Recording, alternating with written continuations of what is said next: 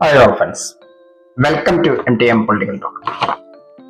അപ്പോൾ നമ്മൾ 10 ദിവസം കാത്തിരുന്ന ആ പ്രഖ്യാപനം വന്നു. VD സതീശൻ കേരളത്തിന്റെ മുഖ്യമന്ത്രിയാവാൻ പോവുകയാണ്, ചുമതലയേൽക്കാൻ പോവുകയാണ്. അദ്ദേഹം ഗവർണറെ കണ്ടു. എന്തായാലും അതൊക്കെ വളരെ നല്ല രീതിയിൽ പുരോഗമിക്കുകയാണ്. പക്ഷെ നമ്മൾ ഇതുകൊണ്ട് കോൺഗ്രസിനെ സംബന്ധിച്ചിടത്തോളം ഈ ഒരു മാതൃക ഇന്ത്യയിലൊട്ടുക്കും സ്വീകരിച്ചാൽ മുതിർന്ന നേതാക്കളുടെ അപ്രമാദിത്വം അവസാനിപ്പിച്ചു കഴിഞ്ഞാൽ കോൺഗ്രസിന് തിരിച്ചു വരുവാൻ സാധിക്കും എന്നുള്ളത് തന്നെയാണ് ഇതിൽ നിന്ന് സൂചിപ്പിക്കാനുള്ളത്. ഉത്തരേന്ത്യയിലും മറ്റുള്ള സംസ്ഥാനങ്ങളിലും ഒക്കെ കുറച്ച് മുതിർന്ന നേതാക്കൾ അധികാരം തട്ടിയെടുക്കുന്നതിന് വേണ്ടി MLA-മാരെ നിരത്തി അത് റിസോർട്ട് രാഷ്ട്രീയവും മറ്റുമൊക്കെ കളിച്ച് കോൺഗ്രസിനെ നശിപ്പിച്ചുകൊണ്ടിരിക്കുവാനാണ്. ഈ നശിപ്പിച്ചുകൊണ്ടിരിക്കുന്ന കോൺഗ്രസിനെ തിരിച്ചു കൊണ്ടുവരാൻ ഹൈക്കമാൻഡ് ഇത്തരം നേതാക്കളെ പ്രോത്സാഹിപ്പിച്ച് അവർക്ക് പിന്തുണ കൊടുക്കുകയാണെങ്കിൽ കോൺഗ്രസ് തീർച്ചയായും ഇന്ത്യയിൽ തിരിച്ചു വരും എന്നുള്ളതിന് ഏറ്റവും വലിയ ഉദാഹരണമാണ് ഇപ്പോൾ കേരളത്തിൽ നടന്ന സതീശന് മുഖ്യമന്ത്രി പദം കൊടുക്കേണ്ടി വന്നത് ഹൈക്കമാൻഡിന്. കാരണം ജനങ്ങൾ അത്രയധികം പ്രതികരിച്ചു ഈ വിഷയത്തിൽ. ജനങ്ങളുടെ പ്രതികരണം ഹൈക്കമാൻഡിനെ നിരസിക്കാൻ പറ്റാത്തൊരവസ്ഥയിൽ എത്തപ്പെട്ടു. കോൺഗ്രസിന്റെ ഘടകകക്ഷികളും കാര്യമായി ഇടപെട്ടു. അവരും പറഞ്ഞു ജനവികാരത്തിനൊപ്പം നിൽക്കണം, അല്ലെങ്കിൽ അത് അപകടാവസ്ഥയിലേക്ക് പോകുമെന്ന്. ഹൈക്കമാൻഡിന് ഈ അഭിപ്രായങ്ങളൊക്കെ കേൾക്കേണ്ടി വന്നു. ഈ കാര്യം മറ്റുള്ള സംസ്ഥാനങ്ങളിൽ കൂടി കോൺഗ്രസ് പിന്തുടരുകയാണെങ്കിൽ തീർച്ചയായും കേന്ദ്രത്തിൽ കോൺഗ്രസിന് അധികാരത്തിൽ തിരിച്ചു വരുവാൻ നിഷ്പ്രയാസം സാധിക്കും. കാരണം മറ്റുള്ള സംസ്ഥാനങ്ങളിലും കേരളത്തിലുമെല്ലാം ഈ ഗ്രൂപ്പ് മാനേജർമാരുടെ ഈ പിടിയിലാണ് ഇന്ന് കോൺഗ്രസ് അകപ്പെട്ടിരിക്കുന്നത്. കാരണം നമ്മൾ ഇപ്പോൾ സംസ്ഥാന തലത്തിലേക്കൊന്നും പോണ്ട, പഞ്ചായത്ത് ഒരു ജില്ല എടുത്തു കഴിഞ്ഞാൽ ആ ജില്ലയിൽ എക്ക് ഇത്ര മണ്ഡലം പ്രസിഡന്റ് പഞ്ചായത്തിൽ വരുന്നത്, ഐക്ക് ഇത്ര മണ്ഡലം പ്രസിഡന്റ്, പിന്നെ ഒരു മുതിർന്ന 1-2 നേതാക്കൾക്ക് അവരെ ഇഷ്ടക്കാർക്ക് 1-2 പ്രസിഡന്റ്, ഇങ്ങനെ ഭാഗം വെക്കുന്ന ഈ രീതി അവസാനിപ്പിച്ച് ഇനി സംഘടന ഒന്നുകൂടി ശക്തിപ്പെടുത്തിയാൽ നമ്മുടെ സതീശനെ പോലെയുള്ള നേതാക്കൾക്ക് ഉയർന്നു വരുവാനും അവരുടെ അവസരങ്ങൾ പ്രയോജനപ്പെടുത്തുവാനും കോൺഗ്രസ് പാർട്ടിക്ക് സാധിക്കും. അത് തന്നെയാണ് ഇതിൽ നിന്ന് നമുക്ക് വായിച്ചെടുക്കുവാനും കോൺഗ്രസ് പാർട്ടിക്ക് പഠിക്കാനുമുള്ളത്. ജനങ്ങളുമായി നേരിട്ട് ബന്ധമുള്ള ഗ്രൂപ്പുകൾ, ലോബികൾ, സമവാക്യങ്ങൾ, എന്നാൽ ഇതെല്ലാം അവസാനിപ്പിച്ചാൽ കോൺഗ്രസ് തീർച്ചയായും മറ്റുള്ള സംസ്ഥാനങ്ങളിൽ കൂടി അധികാരം പിടിക്കും, കേന്ദ്രത്തിൽ മന്ത്രിസഭ രൂപീകരിക്കും എന്നുള്ളതിൽ തർക്കമില്ല. ഇന്ത്യയിലെ ഗ്രൂപ്പിസത്തിന് തന്നെ വലിയ തിരിച്ചടിയാണ് ഈ സംഭവിച്ചിരിക്കുന്നത്. വലിയൊരു തിരിച്ചടിയാണത്. ഇന്ത്യയിലെ പല സംസ്ഥാനങ്ങളിലും നേരിടുന്ന പ്രധാന വെല്ലുവിളി ഈ ഗ്രൂപ്പ് പോരും അതുമൂലം പാർട്ടിയിൽ അച്ചടക്കം ലംഘനങ്ങൾ നടക്കുന്നതുമാണ്.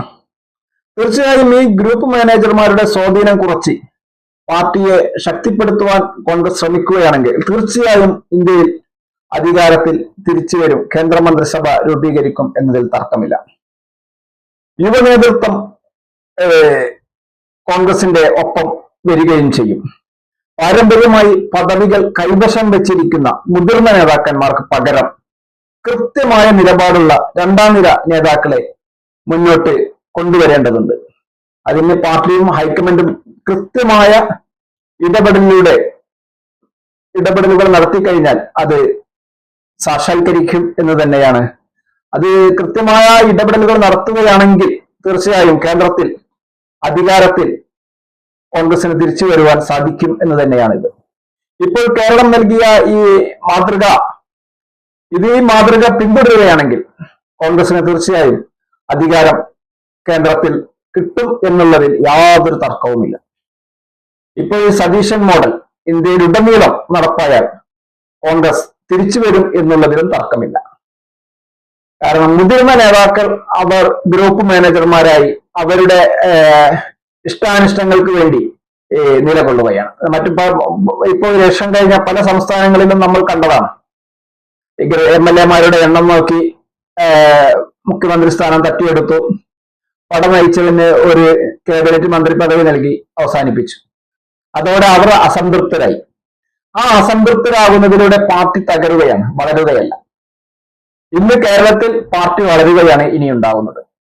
ഇനി ഇത് തുടർ ഭരണത്തിലേക്ക് കൂടി എത്തപ്പെടും എന്ന് തന്നെയാണ്. ഇത് നല്ല നിലയിൽ മുന്നേറ്റ് പോവുകയാണെങ്കിൽ തീർച്ചയായും തുടർ ഭരണത്തിലേക്ക് വരെ ഈ ചലഞ്ച്, കോൺഗ്രസ് എടുത്തിരിക്കുന്ന ഈ തീരുമാനം എന്തായാലും എത്തപ്പെടും എന്നതിൽ തർക്കമില്ല.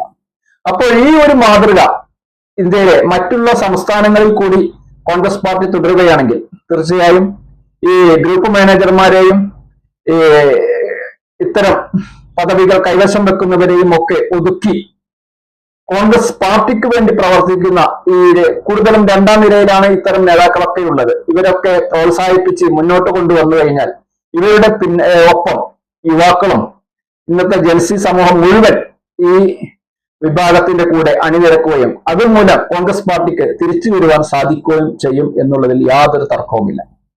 കേരളത്തിൽ മാത്രമല്ല മറ്റുള്ള എല്ലാ സംസ്ഥാനങ്ങളിലും ഈ മാതൃക ഹൈക്കമാൻഡ് സ്വീകരിക്കുകയാണെങ്കിൽ തീർച്ചയായും കോൺഗ്രസ് പാർട്ടി കേന്ദ്രത്തിൽ അധികാരത്തിൽ വരും എന്നത് തന്നെയാണ് ഈ 10 ദിവസത്തെ മുഖ്യമന്ത്രി ചർച്ചയിൽ നിന്ന് നമുക്ക് കോൺഗ്രസ് പാർട്ടിക്ക് നൽകാനുള്ള ഒരു പാഠം. ഈ പാഠം ഉൾക്കൊള്ളുവാൻ കേന്ദ്ര നേതൃത്വം തയ്യാറായി കഴിഞ്ഞാൽ തീർച്ചയായും കോൺഗ്രസ് പാർട്ടി അധികാരത്തിൽ തിരിച്ചു വരും എന്നതിൽ യാതൊരു തർക്കവുമില്ല.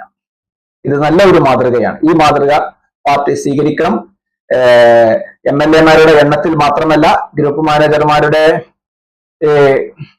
പിടിപിടിയിൽ പെടാതെ പാർട്ടിയെ നേരക്ക് നേരെ നയിക്കുവാൻ സാധിച്ചു കഴിഞ്ഞാൽ തീർച്ചയായും ശക്തമായ ഒരു തിരിച്ചുവരൽ ഇവിടെ സാധ്യമാകും കോൺഗ്രസ് പാർട്ടിക്ക്. ഏതായാലും ഈ വീഡിയോ മുഴുവനായും വീക്ഷിച്ച താങ്കൾക്ക് നന്ദി. ചാനൽ സബ്സ്ക്രൈബ് ചെയ്തില്ലെങ്കിൽ സബ്സ്ക്രൈബ് ചെയ്യുവാനും അഭിപ്രായ നിർദ്ദേശങ്ങൾ എന്താണെങ്കിലും കമന്റ് ബോക്സിൽ രേഖപ്പെടുത്തുവാനും ലൈക്ക് ചെയ്യാനും ഉറപ്പിക്കുകയാണ്. അടുത്തൊരു വീഡിയോയുമായി വീണ്ടും കണ്ടുമുട്ടാം. നന്ദി, നമസ്കാരം.